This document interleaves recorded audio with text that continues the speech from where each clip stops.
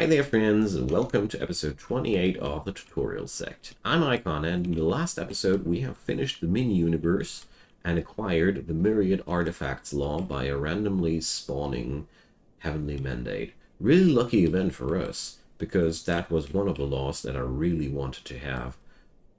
And we're going to talk about that today, because winter is nigh. And if you want to go for a wood cultivator, winter is one of the best is the best season to go, because simply said, you want to do your breakthrough as a wood cultivator in the middle of the winter. So, best spot to take the artifact crafting lesson today, and let's get started. Before we do anything else, I want to show you why I personally think that this is such a massively good law. Off the other. I want to have the other overview. This one's better. So myriad artifacts law. Where we're at? So here, that's the first wood type law, which I really like to see. So you notice we have a high demand in perception, intelligence, and somewhat in luck. But as we all have discovered by now, luck is the ultimate stat which everybody wants to have in a high amount. But let's get in there. So, as you see here, there's a couple of multi-level skills, and these are what makes this law truly shine. So, we have the conditioning chant, which can be learned 4 times if you are a follower of this law. Let's see if I can get that tooltip a little bit better. Well, not really. The last level is not really visible. But what's really important to know there is that every level increases the success rate bonus on artifact crafting. Artifact crafting has one big mechanic. The better the material you use, the lower your chances of success, and the higher the amount of chi you need to use. And since only people that have this as a main law can learn the multiple stages there, you might already get the idea that this law is ideal to get the most powerful artifacts, because nobody else will be able to accumulate that many percentile bonuses for success rates.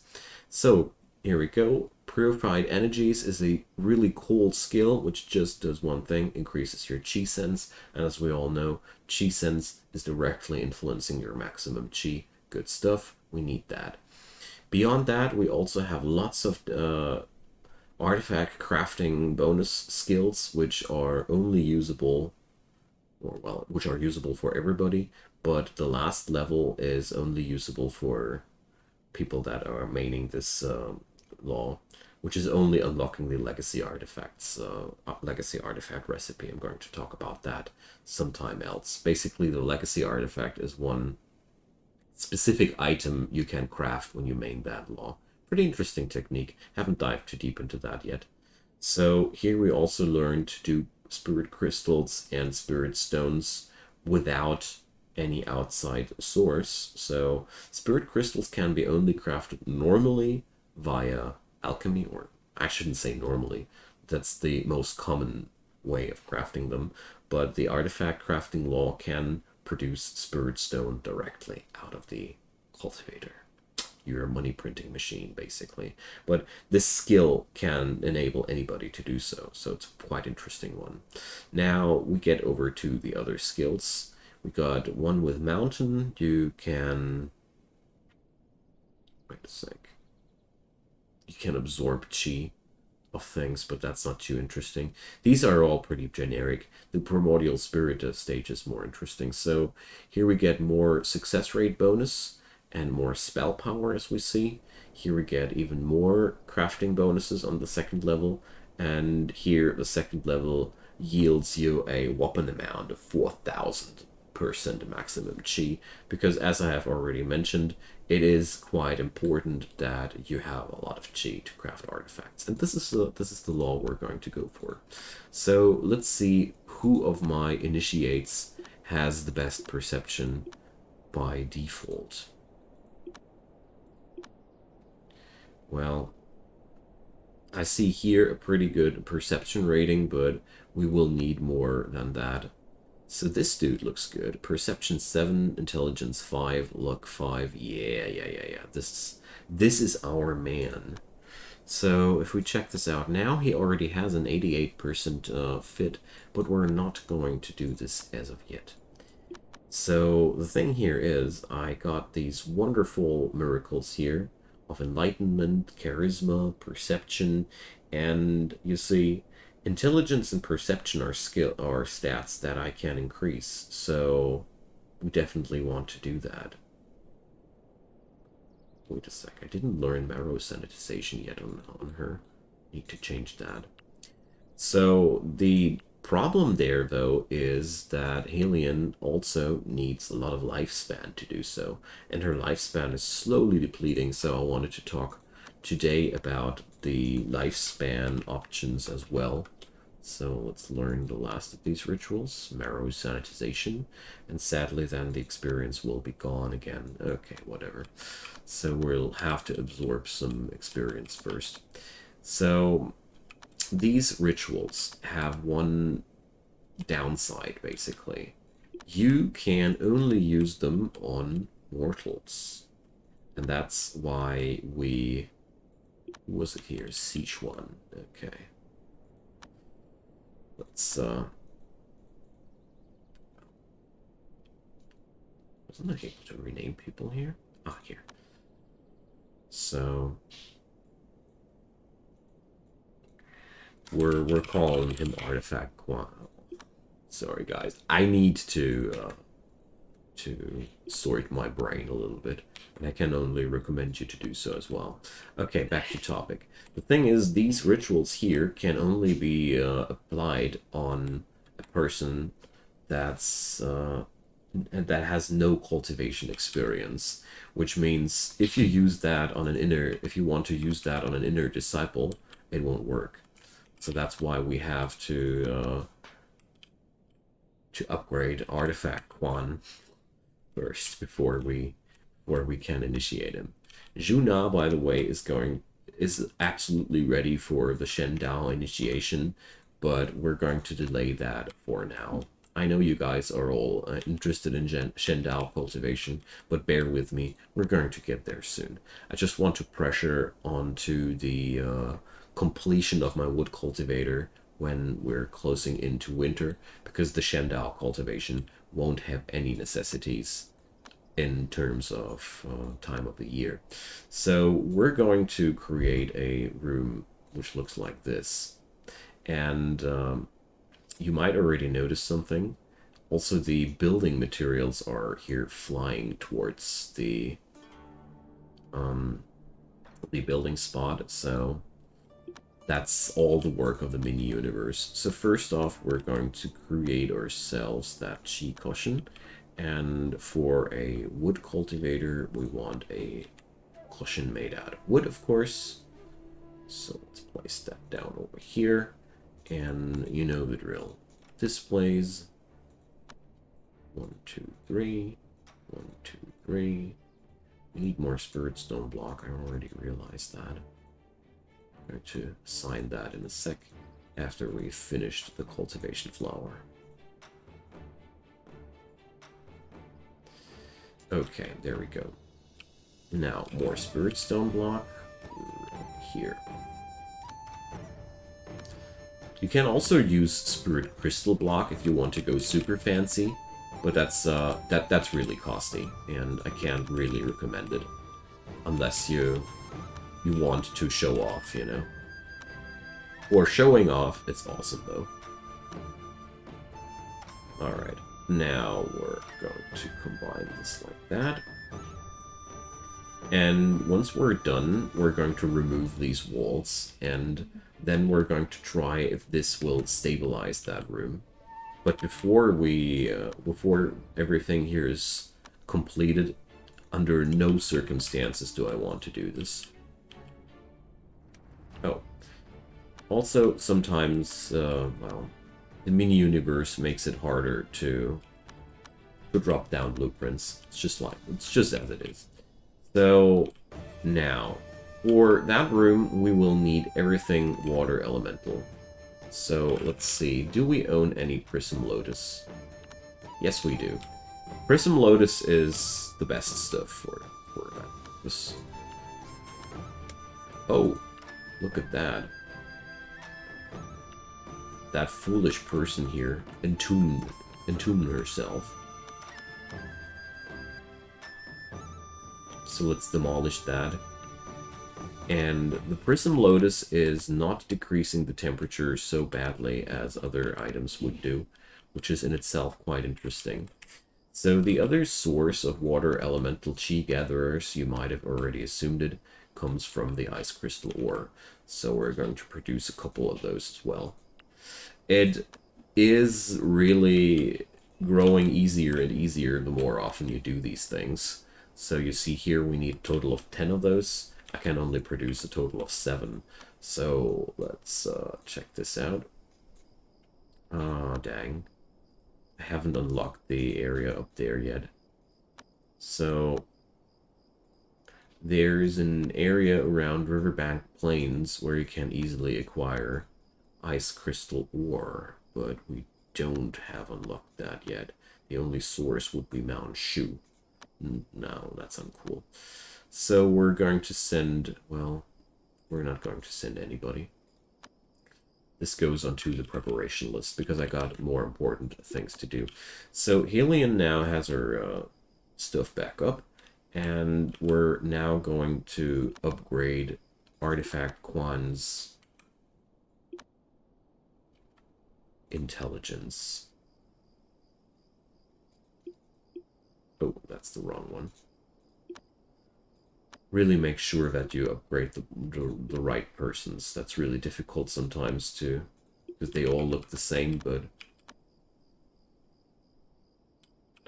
I seriously got no clue why he's sleeping on the floor. But I'll leave that decision to him. Alright. And then we're gonna do that same thing for perception. These changes do make a big difference there, so let's already check it out, okay. So his intelligence was not wrong there. Was not too low. And this all is going to be a lot easier once we got more powerful cultivators. Right now, our cultivators are just not that insanely powerful. Our maximum chi amounts are pretty lackluster, to put into friendly words, and therefore, well, things are a little bit difficult. Oh, Zuraji needs adventuring. Ah, I totally forgot. So, of course, then we're going to send her over there to explore that. We won't be finding anything of interest at first, but the longer we do it, the more interesting things will show up. So let's see. Central Plain is slowly accumulating experience here. Okay. And then we'll have to wait until the ice crystal ore is finally together. If you are on a map which yields larger mineral amounts, you can, of course, go for mining. It's always an option.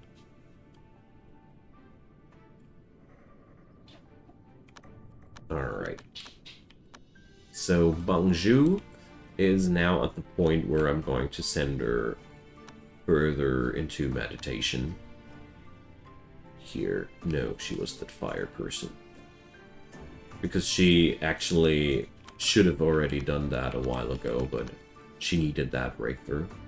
And as you see here, the sunflower law is quite harsh when it comes down to progression. First, you have to do a tribulation, which is basically a joke, but if your cultivation knowledge is not too high, this might prove a problem.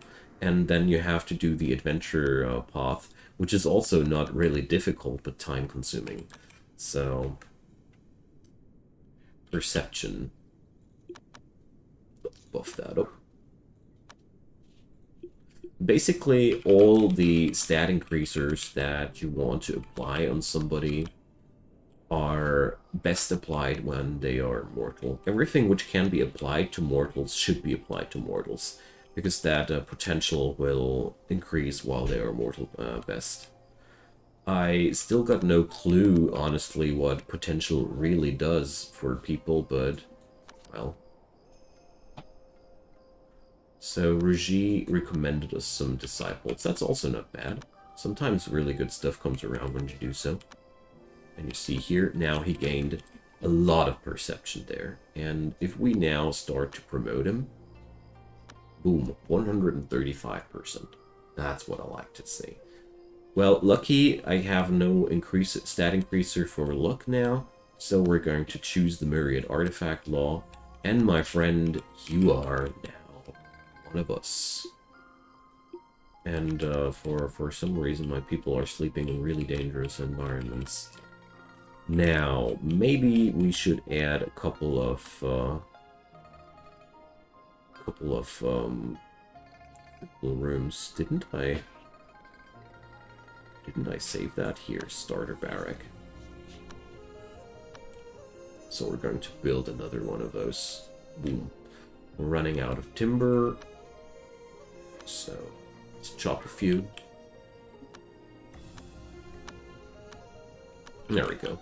That's what I love about the mini-universe. It instantaneously transports these items to you and gives you all the stuff you need.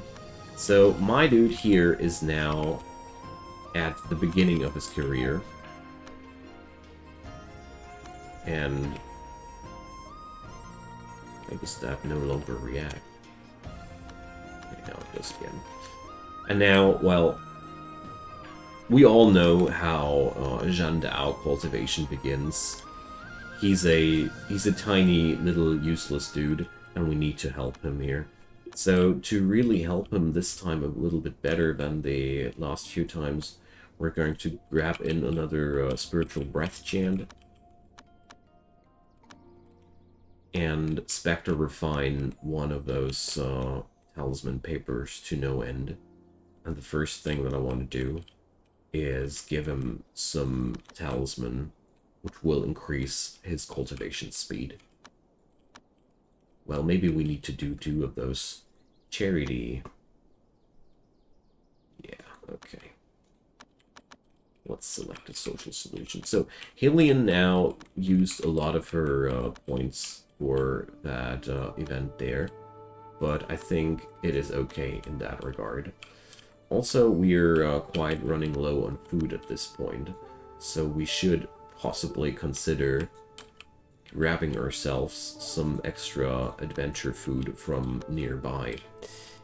I do realize that we are also capable of farming more, so let's do that. We're now growing more and more into the stage of the game where things are crazier and crazier. And, well, it would make sense to do enclosed farms behind walls. But, well, I'm not up to that task right now. Gale Peak Town. That's exactly what I was looking for.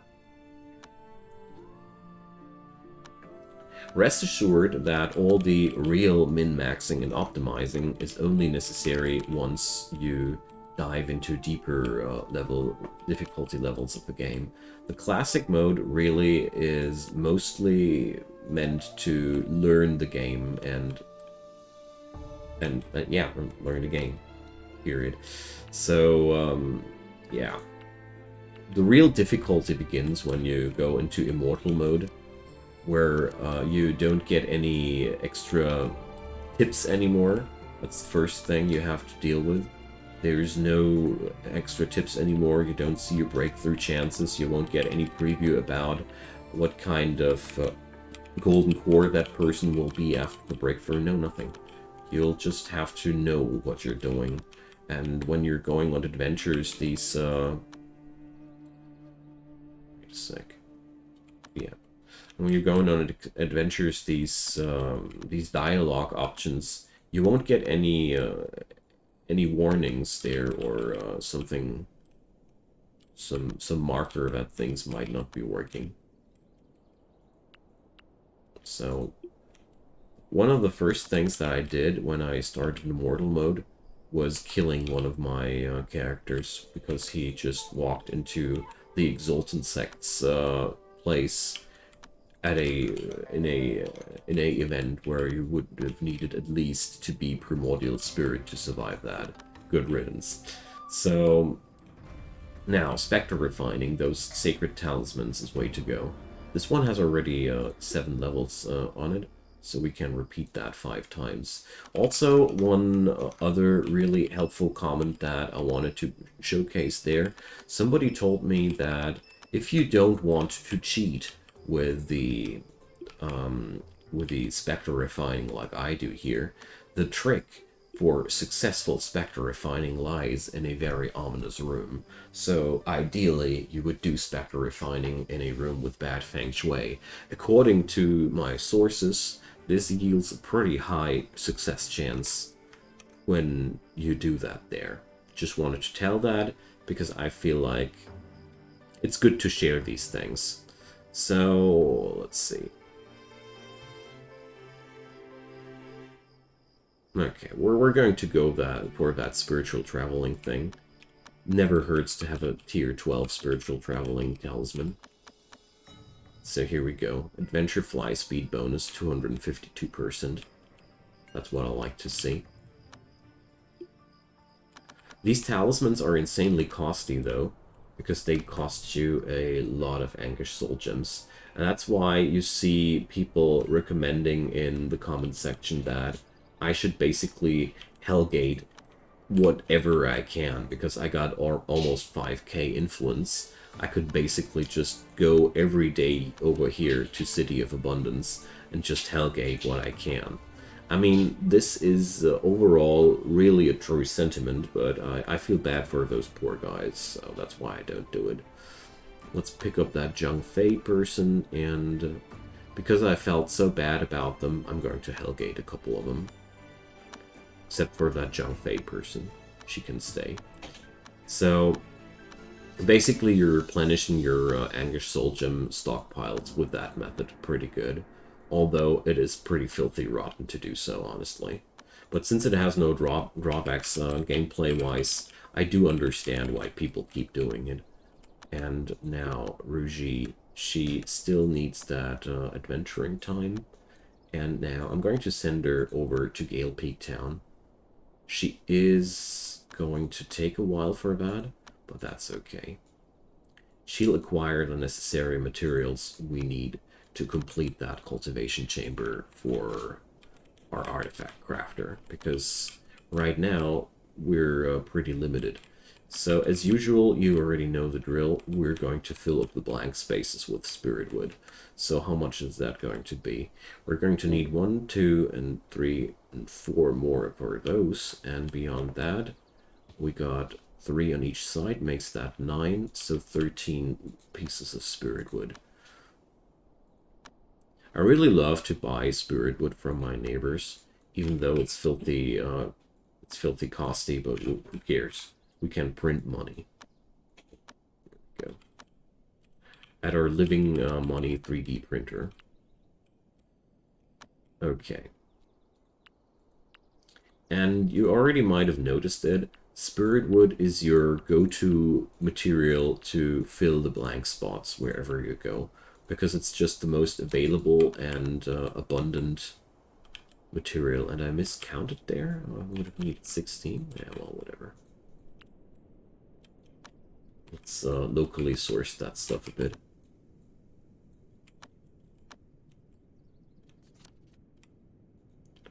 A refugee wants to join me. Nope. Just noping you guys out. Alright. Now, once that chamber has been finished, we're going to start with the actual cultivation. Look at that! Mount South, another earthquake. Oh dear, what a terrible, terrible disaster. Wink, wink. So we're going to send Helion over there to do some disaster relief, and I also put a watch on that thing, because I want to upgrade these, or finish these events as fast as possible. Alright, my dude here needs now some experience rather fast, but first we're going to send him training there. The room has minus 15 degree. Let's check that out. His temperature tolerance is easily tanking that. Wonderful. I can't take the mental clothing away from Bangju because she still needs that. And here we got some quests there. Oh, shoot, I totally forgot to assign that cushion to him. So let's send him to somewhere, to some proper place. So the environment here ain't really good. As you see here, his progress is rather slow. He's also not the best cultivator. His chi sense is rather meh, but we now got skills to increase stuff like chi sense, so don't we worry too much.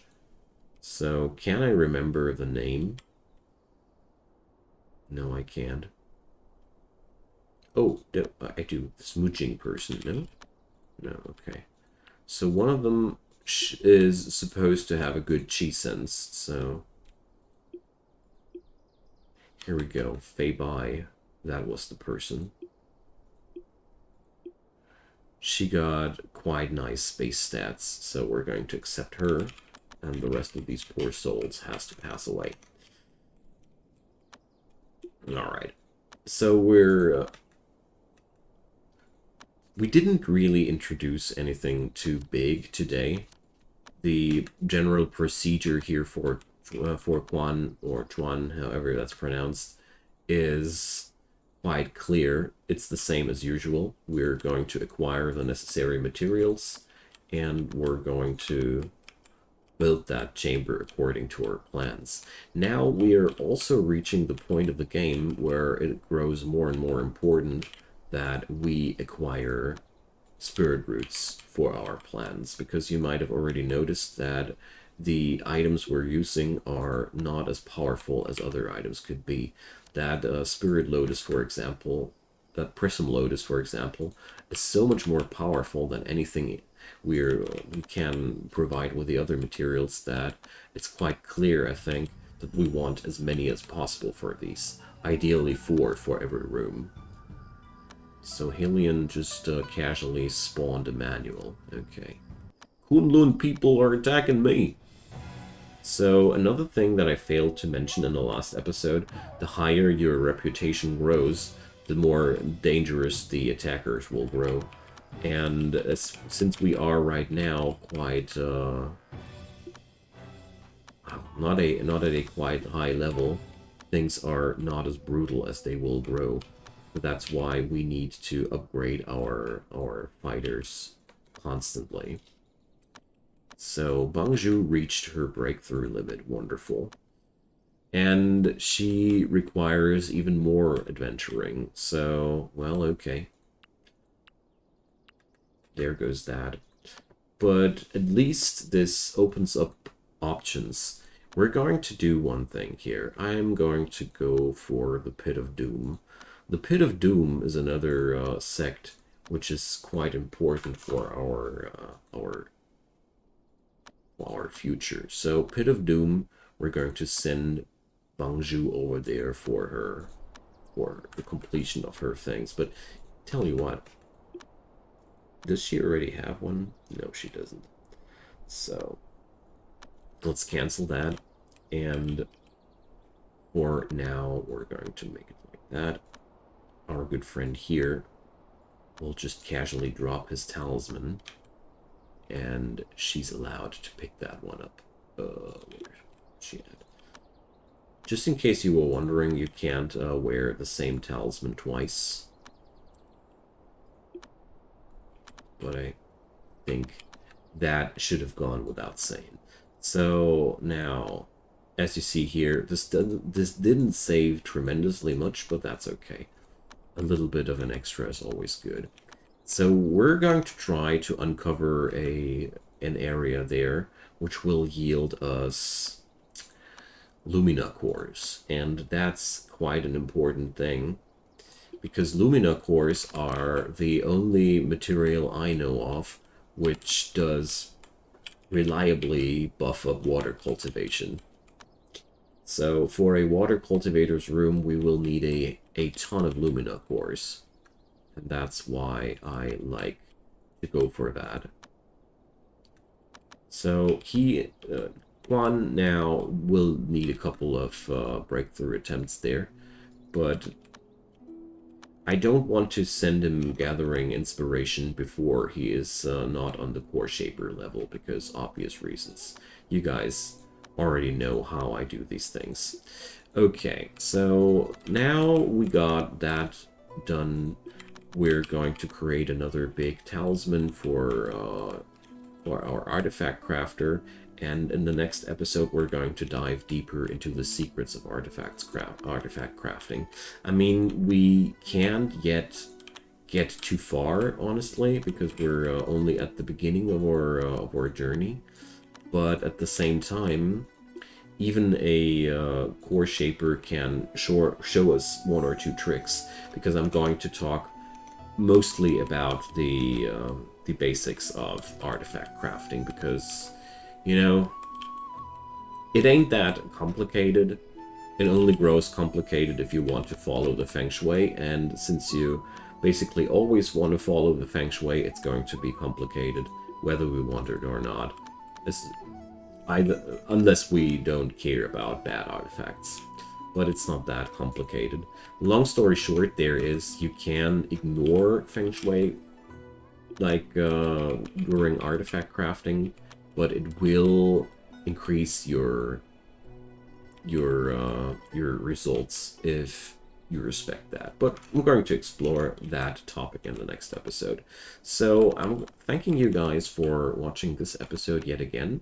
I know we didn't go for deeper secrets here or too much new stuff, but I just wanted to show how a water or a wood cultivation room is built up and what we're after there. This is at this point quite basic knowledge, but if you are now thinking that this was basic knowledge and and you felt like that wasn't that complicated, congratulations. Then you've understood all the fundamental things about Jandao cultivation, and that's not even as easy as you might think there. So, yeah, drop your comments down below. As you all know, guys, I love talking with you about all manner of things. Feel free to add knowledge into the mix here if you feel like I missed out anything so far. Just go there, and as usual, leave a thumbs up on that video to make it more visible, and just turn on the subscription thing and turn on the notification bell if you want to make me extra happy and you very well informed. Okay, have a good time, everybody, and see you next time. Bye-bye.